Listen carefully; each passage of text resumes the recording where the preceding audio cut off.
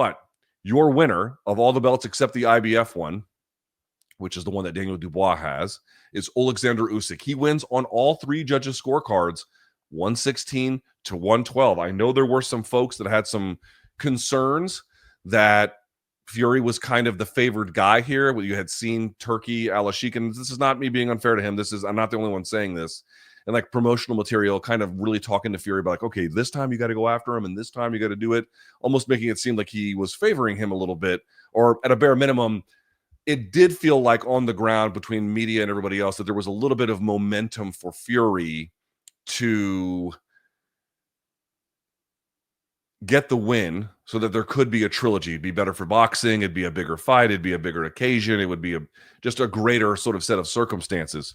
But much like he has for very long stretches of his career, there are the plans that the people in boxing make around him, and then there is just the fucking wrecking ball that is Oleksandr Usyk, and he shred those plans and never let them come to fruition today with a very, very, very good performance, a elite performance, if ever there was one. I said this during the middle of the broadcast, and I'm going to repeat it here for folks who might be just joining us at the moment, which is that if there was something that really kind of signified the strength of Mayweather in his prime, or at the end of his prime, certainly at a bare minimum, if you didn't get enough rounds to win in the first 6, you're going to be fucked in the latter half of that bout. You got the first 6 rounds to do something, and if you don't really get it going there, it's curtains for you.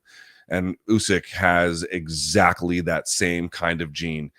Usyk isn't just good down the stretch when he needs to be. Usyk is clutch.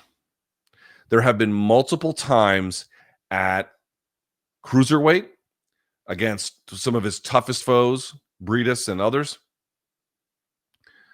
in that Super 6 series, and certainly at heavyweight as well. There's been rounds he needed to win, moments he needed to win, imposition he needed to have, and he was able to do it. But the interesting part about this one is, for as clutch as he is, and of course, he came through here again yet today in just the most remarkable of fashion, he didn't really have to rescue any part of this. He was never, it seemed like, super down at any point. It was closely contested, in my view, whatever the fucking AI judge was doing. It was still, obviously, it felt a little bit pins and needles in big parts of it, but I just really want to take a moment to appreciate a guy undefeated and has achieved essentially at the highest level everywhere he has gone. He has done winning an Olympic gold medal, clearing out cruiserweight, and now becoming the guy at heavyweight of his generation. 2 times against Joshua, 2 times against Fury, beating Dubois.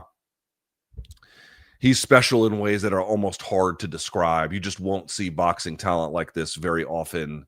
You could watch boxing another 30 years and not necessarily see a guy quite like this. He is one of one, a unique personality, a unique look to him, a unique way of being.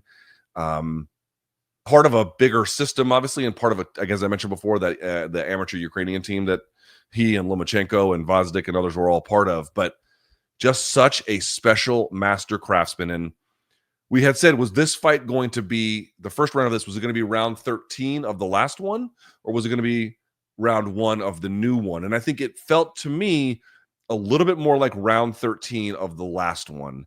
And by that, I mean, yes, Fury did make a strong account of himself. As I mentioned, he won round 12 on all 3 judges' scorecards in the first fight between them. But the interplay between them didn't necessarily change in the sense of Usyk knew what he needed to do, and Fury was able to change some stuff, and we'll talk about that here in just a second. But there was no real fundamental shift.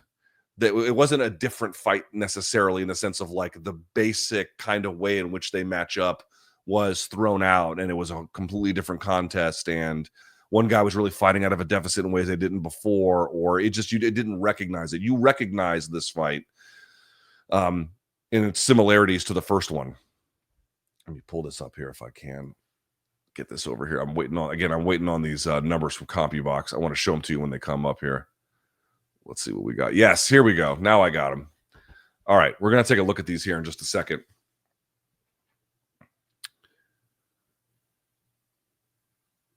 This fight, to me, I take 2 real big lessons, one from each guy. Fury, to me, did better defensively. In part, you can tell that because he didn't get rocked super bad like he did the last time. Like, he was able to avoid at a bare minimum, the worst. And none of that was necessarily accidental. Hold on just a second. I'm getting messages here. Okay. Fury did a much better job defensively this time. Now, he did make some key errors, especially down the stretch. His movement wasn't as good in terms of his turning off the angle. He got pressed against the ropes more. He got pushed literally into the turnbuckle at one point by Usyk. But in general, he was much better about being away from those spaces. That was a big one for me. And again, turning southpaw, he's done that in previous fights and paid for it. But in this particular case, it wasn't fatal necessarily. I don't think it served him all that much, but it wasn't fatal. But the big thing to me was a little bit different. Remember, he was able to keep a hand up, the rear hand this time, to avoid what you've seen how Usyk can pair shots to the body and then come upstairs. He can change the timing on it. You just have to be aware of that, especially off the angle turn and at the end of what you're punching. You did see a better job from Fury in that. He had a long guard this time. He always uses a long guard, or at least to a lot of extent, he uses a long guard. He was able to effectively post, recapture certain forms of position. So he had better use of real estate and ring generalship to some extent anyway, in the ring itself. That was big. Better about bringing his hands up to defend himself. And again, posting off the long guard, underhooking, scoring, uppercutting, grabbing, clinching to avoid some of the counters. And then we saw another big change, which was bringing the guard up before. Again, what does Fury do in the first fight? It's a lot of razzle dazzle. It's leaning the head in and pulling it out. It's shoulder rolling. It's bobbing. It's weaving.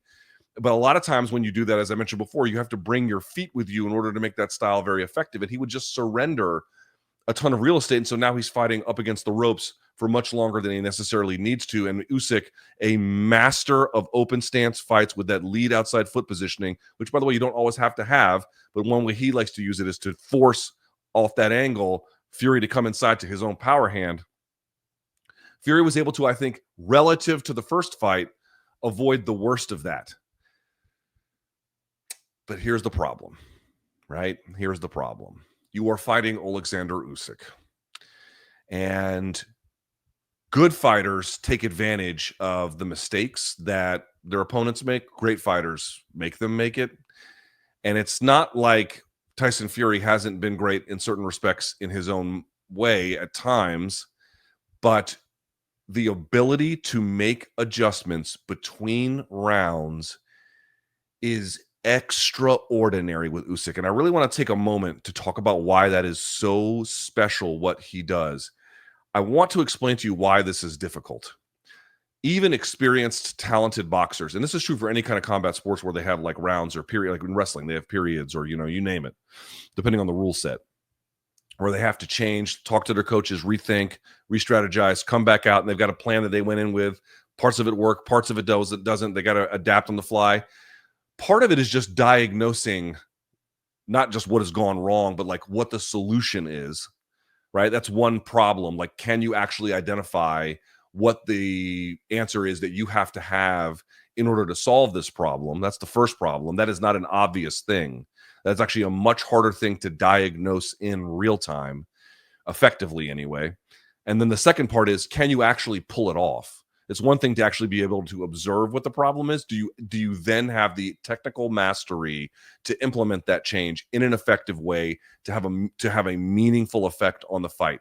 These are very difficult things to do. This is a difficult thing to do in literally, again, any sport that has cessation of play or intermittent pauses.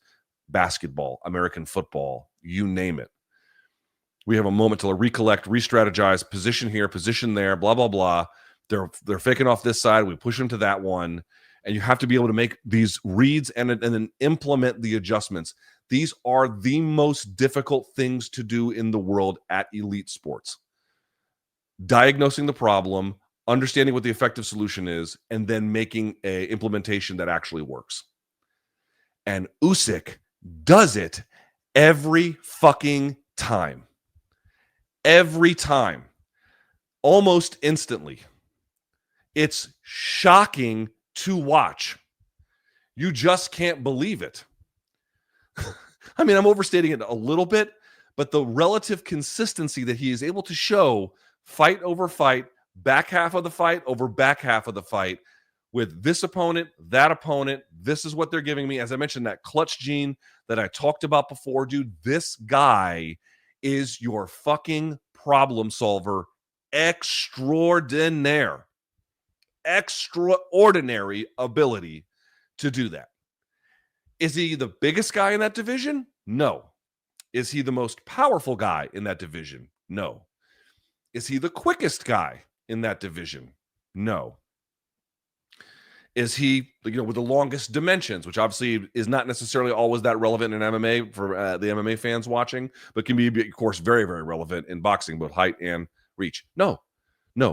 None of those physical advantages or body types that would confer a certain set of advantages are the things that he really uses. I mean, is he athletic? Of course. Like, does he have good pop? Yes, he does. Like, is he fast enough for that to matter, especially against, bigger guys? Yes. Like, there is something to be said for that. But those are not like his trademark. His trademark is we talked about this on the live chat this week, boxing fight IQ through the fucking roof. Off the charts. Decision making in the middle of a fight, in the middle of a round, between rounds, over the course of a fight, and implementing it when you need to, when it's required, and having it be implemented effectively. Fight IQ. Ladies and gentlemen, if someone was asking me, like, what does fight IQ really mean? That. Because what did Usyk really do to all of that? He had any number of different solutions to make that work. Going to the body constantly, right, to both draw out the jab, and that allowed him to then find hooking shots later on over the top. Just by the way, pure volume and aggression, effective aggression, not like relentless, raw, aggro aggression, but a certain intensity, a certain kind of pace, and putting it on him, wearing down an opponent. Obviously, this is all like pre-planned, but it was get implemented. But the change on the fly, the big one that I really sort of pointed to in real time, and I'm sure there'll be many more. I'll do a breakdown on this fight, of course, for this channel, was when Tyson, who did not, again, when you're doing this, a lot of times your feet will go with you when you pull back and you surrender position, and he was ending up fighting on the back foot so much up against the ropes in the first fight. So this time you saw him bring the hands up and bring the guard. Well, what did Usyk do? Touch, occupy the guard, shot to the body, hook upstairs. And then on the retreat, as Tyson begins to pull out, when he's moving out, it's harder to punch when you're moving backwards. Of course, you can do it, but especially if you're pivoting on one leg and turning, right? These like real off balance kind of ways where you're just not in an effective position to punch. Here's Usyk chasing you down. And even if he doesn't connect with you there, once you have stopped pivoting or you've come to a place where you can no longer retreat, he's still on top of you, getting extra shots the whole way through. It's a marriage of what they had planned to do, probably with volume, as well as an implementation to some of the changes that Tyson Fury introduced, as well as just some of the in-fight realities that they wanted to account for at the present moment. Dude, you're talking about a guy that I'm not going to tell you is impossible to beat. Nobody's impossible to beat. But how do you solve for a guy who you might have tons of physical advantages over, but he's a genius? Like, how do you solve that problem? It's the same one that all these guys had against Mayweather. Mayweather wasn't the biggest puncher. Mayweather wasn't Zab Judah was faster than Mayweather. Mayweather wasn't the fastest one. He wasn't, he didn't hit as hard. None of those things. He wasn't the biggest guy. Excuse me. None of those things. He had none of those things. But what he did have was a level of boxing intelligence that they just simply couldn't do anything about. They couldn't handle it. They couldn't deal with it. That's what you got. You just got a guy. He's so impressive. It blows me away. I cannot believe how fucking good he is. It is just remarkable. And so you saw many of the trademarks from the first fight. Lead outside foot positioning, forcing him over to the left side. Getting underneath that jab to go to the body, the stab to the body, the stab to the body. So he brought back some of the hallmarks, the trademarks that worked well the first time that you can build off of, right? It's sort of modular. The first time we'll do these kinds of jabs to the body and then build out from there, different attacks for the first fight. And then in this one, having to go to a separate set of attacks, but just finding all the different ways to do it. And then, Fury did do a better job of being off of the back foot this time relative to the first one, no question. But down the stretch, he kind of got pushed there more and more and more and more. And so he inevitably kind of found himself in a position where that was the case. Now, we got these CompuBox stats. I want to take a look at these. Okay. Let's do this. So, let me show them to you. Okay. These are today. These are the CompuBox stats from today. So let's look at some of these numbers here. For Usyk, total punches 179 out of 423, jabs 73. He attempted 211 power punches. Dude, he landed 50% of his power punches. Get the fuck out of here. 34%, basically 35% of his total jabs. And then obviously, look at this. 42% of his punches landed to just 28% to Tyson Fury. Now, Fury attempted more overall, but it was so inefficient with it. Completely inefficient. Much more efficiency down the line. And even the power punches, which is, by the way, in the first fight, it was the power punches that were kind of beating some of the jabbing of Usyk, at least in the early to kind of mid rounds. Obviously, it changed down the stretch a little bit. Not even the case in this one. So Usyk's stats, 42, 34, and 50. In the first fight, it was 41, 33, 46. So it actually went up a little bit on virtually all of them. Yeah, it went up on all of them. Literally went up on all of them. Fury in the first one, 28%, 17%. Sorry, Fury in the second one, 28%. I'll show it to you. 28%, 17%, 39%, basically. So 28, 8, let's say 28, 17, and 39. In this one, it would be 31. He drop off there, 21 drop off there, and 45. His numbers went down in every way. Now look at these attempts by Fury. This is what we talked about beforehand. Let me make this a little bit larger so you guys can see. I apologize if it's a little bit hard. There we go. Now you can see a little bit better. Check this out. All right, here we go. Look at some of these numbers. This is the first fight. So this is not tonight. This is the first fight. These are attempted jabs. Ready? 32. That's what we're talking about, that 30 benchmark. 31, 33, but it kind of drops off here. 26, 29, 24. And now you get into the teens. He recovers a little bit in round 10, and then that's it. Let's take a look at tonight for jabs and Fury. 13 down, 27 down, 25 down, 23 down, 26. Kind of he has a little bit of a nice spot here, but it's still way down from that benchmark. Then you're down to the low 20s. Now you're into the teens, and he kind of rallies here a little bit. But overall, he could not get that jabbing, at least on an attempted mark, anywhere close to where he was before. That was a key and crucial element of the first fight that he just was not able to get going here. Dude, this is such a part of the story. The fucking work rate of Usyk is insane. He landed total punches 179 tonight out of 423. In the first fight, he landed 170 out of 407. So he was able to dial it up. Fury in the first fight was 157 of 496. Tonight, 144 of 509. One thing you see consistently across combat sports, especially in the striking arts, the guys who are really good are able to suppress the sort of baseline, or even they're able to suppress the statistical performance of their opponents over the expanse of a fight. Whatever you think that they're capable of showing, whatever they might have statistically been able to show in history, even against a guy previously in their other meetings, they're able to consistently lower that bar about just what they're able to do. Usyk had a high work rate overall, finding ways. Well, let's look at some of his numbers here tonight. This was tonight. Jabs by Usyk by round 2, 8, 3, 4, 6, 6, 5. Only got double digits in the end there. Let me see total punches. So 16, 12, 10, 15, 14, 12, 15, 21 in round 9. Jesus, he only had single digits in one round in this fight. In the first fight, he had 2 of them and almost 3 because round 12 is just 10. Actually, no, he did have 3 of them. He had 3 rounds. No, he only had 2. I apologize. I'm looking at Fury's numbers here. My mistake. You get the idea. I'm not going to belabor these points anymore because the numbers are a little bit, you can go too far into this. But you get the idea. lowering his output, taking that away. Let me pull up some of these other numbers here from tonight. I'll just stick to those if we can see anything. I'm going to show them to you one more time. I'm going to see if there's anything else that stands out. Just better numbers overall.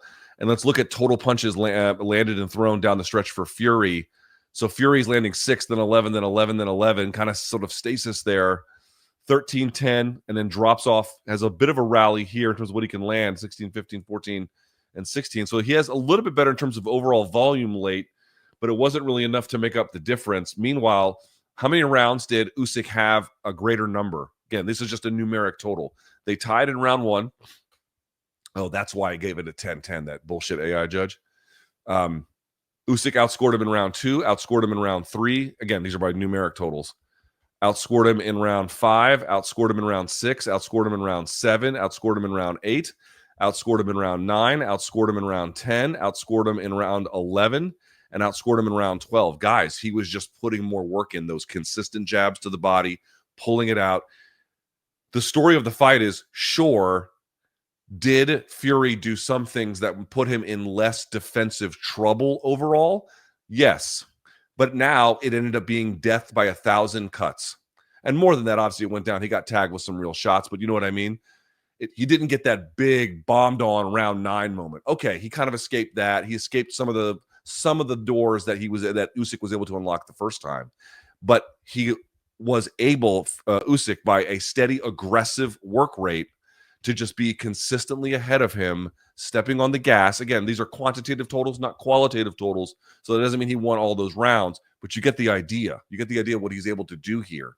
Fury kept himself safe, especially from worst case scenarios, but he limited what he could do. And Usyk took away so much of what he was able to do, and then was able to find a lane for himself, as we explained, with the high guard, off the retreats, pressuring into him, getting underneath the jab, going to the body, angling out, forcing him to the left. Incredible. Incredible. He's just incredible.